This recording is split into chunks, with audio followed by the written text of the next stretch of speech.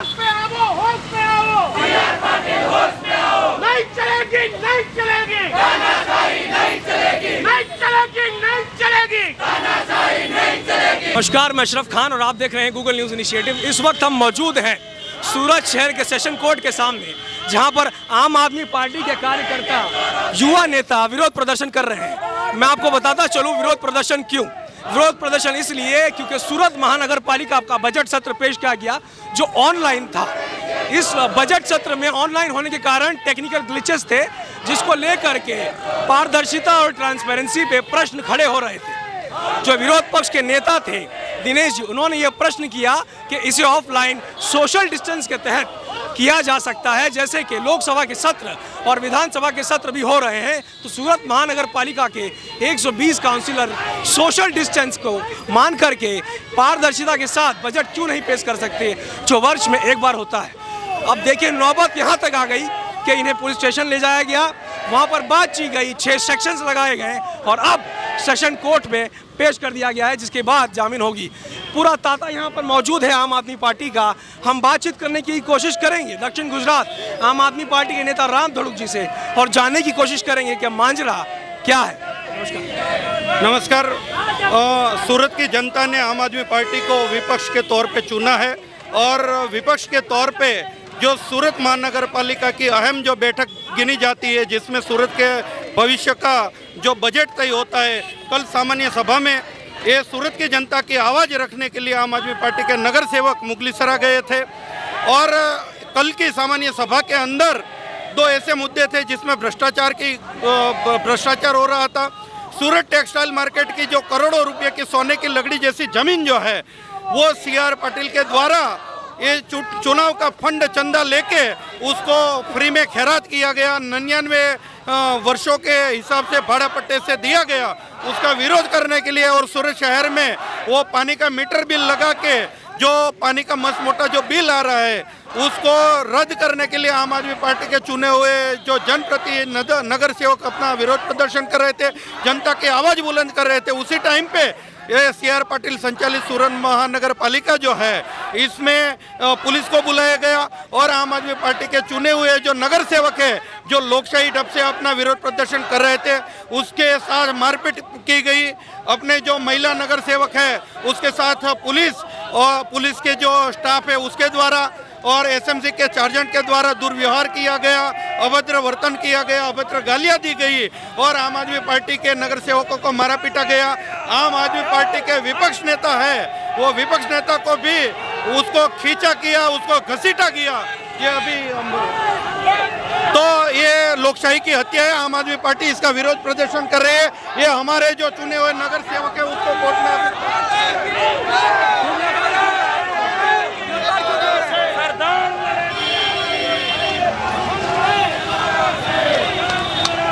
गिरफ्तार किया गया। आप लोग आम आदमी जाग गया।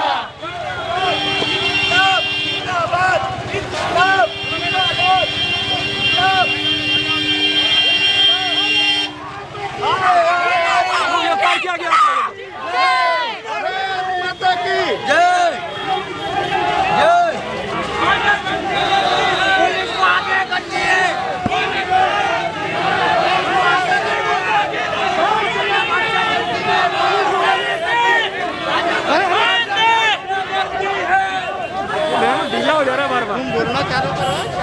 वर्ष में पहली बार ऐसा हुआ, एक लोकतांत्रिक मुल्क में लोकतांत्रिक मूल्यों को, संविधान के अधिकार क्षेत्रों को ताक पर रखकर पुलिस मीडिया को कवरेज करने से रोक रही है। अभी ना इसके पीछे किसका इशारा है, किसके कहने पे ये किया जा रहा है? क्या कमिश्नर ऑफ पुलिस को भारतीय जनता पार्टी के शासक नेता ये सब करने से रोक रहे हैं? प्रश्न ये है। प्रश्न ये भी है, अगर भारतवर्ष पूरे विश्व में एक ऐसा लोकतांत्रिक देश है जहाँ पर संविधान के अधिकार क्षेत्र को बाबा अम्बेडकर ने जन जन तक हित तक पहुँचाया था, उसे दबाने की कोशिश की जा रही है, तो क्या भारत अब एक लोकतंत्र से डिक्टेटरशिप बनने वाला है?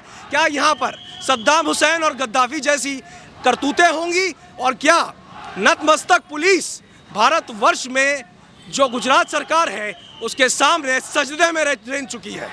बहुत सारे प्रश्न हैं। भारत के लोगों के मूल्य अधिकारों का प्रश्न है, संविधान का प्रश्न है, संविधान के अधिकार क्षेत्र के प्रश्न है। मीडिया का ये अधिकार है कि वो संविधान के दायरे में जा करके लोगों के हित की रक्षा के लिए कवरेज करे और जन जन तक बात पहुंचाए।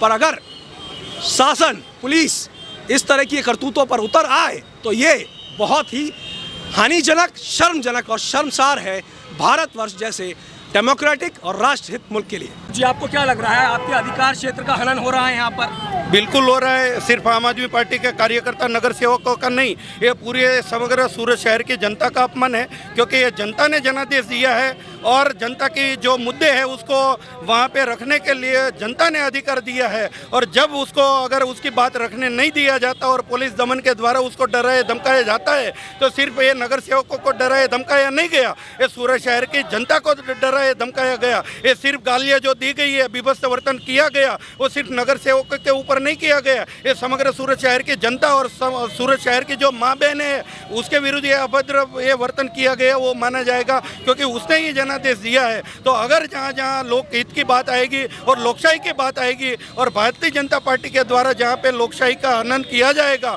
उसका गला घोटने की जो प्रक्रिया की जाएगी, तो आम आदमी पार्टी जनता को साथ में रख के इसके खिलाफ लड़ेगी, जनता को भी न्याय दिलाएगी, हम भी खुद न्याय के लिए लड़ेंगे। पुलिस का महिलाओं के साथ अभद्र वर्तन, महिलाओं को मारना, तोड़ना, इसके बाद अगर विधानसभा गुजरात में ऑफलाइन लेके सोशल डिस्टेंस के साथ विधानसभा का सत्र हो सकता है, लोकसभा में सोशल डिस्टेंस के साथ राज्यसभा में सत्र हो सकते हैं, सूरत महानगर पालिका में ऐसा सत्र क्यों नहीं? देखो, जब हमको ये मैसेज मिला हमारे विपक्षी नेता के माध्यम से कि ये जो बजट सत्र सामान्य सभा है वो कोविड के हिसाब से उसको ऑनलाइन किया जा रहा है, उसी टाइम पे हमारे विपक्ष नेता ने प्रेस कॉन्फ्रेंस करके बताया था कि अगर लोकसभा हो सकती है, राज्यसभा हो सकती है, हमारी विधानसभा जो चल सकती है, तो ये सामान्य सभा हमारे पास कई बड़े सारे जो संजीव कुमार ऑडिटोरियम हॉल है वहाँ से सोशल डिस्टेंस के साथ में सभा हो सकती थी, इंडोर स्टेडियम की इतनी बड़ी सभा जगह हमारे पास है, तो वो सब हो सकता है। लेकिन वो जानबूझ के इसलिए नहीं किया गया कि ये जो बजट सत्र प्रस्तुत किया गया है इसमें जो एक ठहराव किया गया है, जो सूरत की सोने जैसी लकड़ी जैसी ज़मीन है उसको 99 ईयर के भाड़ा पट्टे से उसको दिया गया, खैरात की गई, और इसमें करोड़ों का जो घोटाला हुआ है वो CR पाटिल के थ्रू हुआ है, तो इसका विरोध आम आदमी पार्टी जम के करेगी, उसको मैसेज था, इसलिए सिर्फ उसको वो ये कोविड का बहाना है वो आगे किया है। लेकिन एक्चुअल परिस्थिति ऐसी है कि अभी गांधीनगर में चुनाव है, एक तरफ नरेंद्र मोदी जी सोशल डिस्टेंस की बात कर रहे हैं, कोविड की बात कर रहे हैं, लेकिन दूसरी ओर वो बंगाल में जब भाषण देते हैं तो बोलते हैं कि इतनी सारी जनता के साथ में यहाँ पे भीड़ उपस्थित है, तो बंगाल में कोरोना नहीं होता है, असम में कोरोना नहीं होता है, और जगह पे जो जहाँ पे चुनाव है वहाँ पे कोरोना नहीं होता है, गांधीनगर में चुनाव है वहाँ पे कोरोना नहीं, तो ये सूरत में क्यों कोरोना कैसे हो सकता है? तो ये सिर्फ बहाना था।